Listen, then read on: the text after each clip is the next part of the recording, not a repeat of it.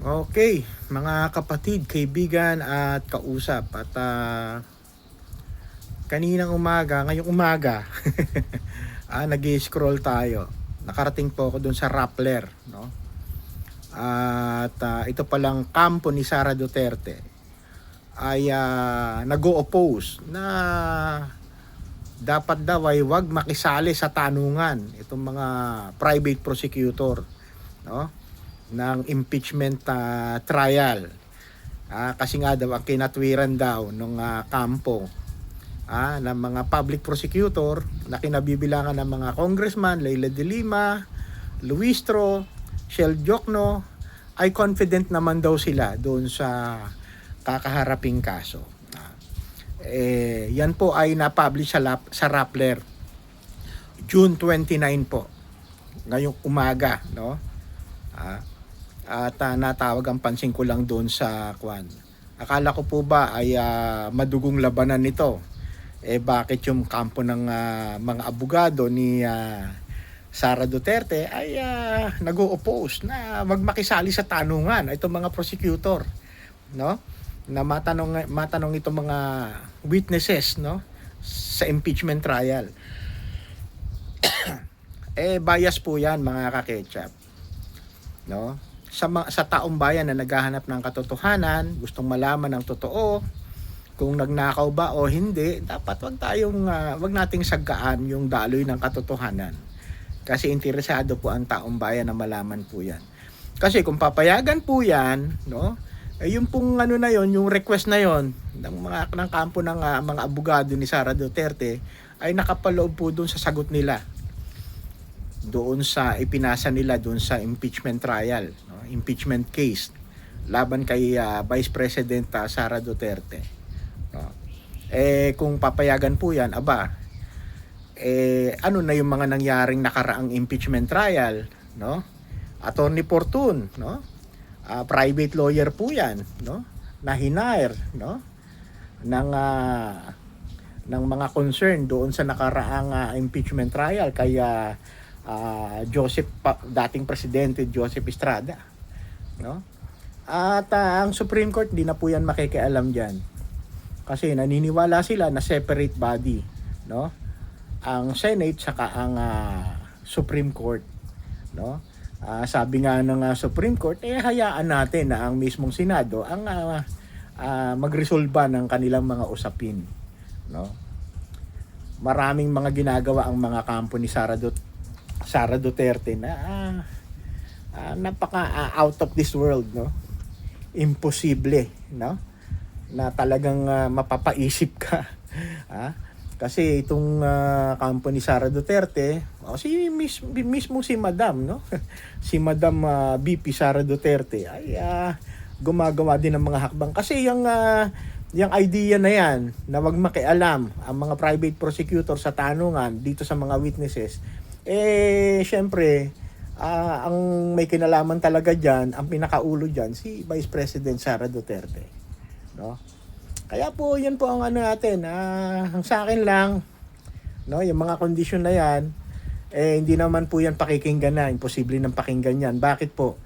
Ito po ay usapin na, no, ng isang kaso ng isang Vice President, at yan ay dapat malaman ng taong bayan na nagmamasid, nakikinig, kung totoo ba talaga na may ninakaw si Sara Duterte, kung totoo ba talaga na siya ay nagbanta sa buhay ng mga prominenteng taong ito, buhay ni President Marcos, First Lady Marcos, saka ni Martin Romualdez, no?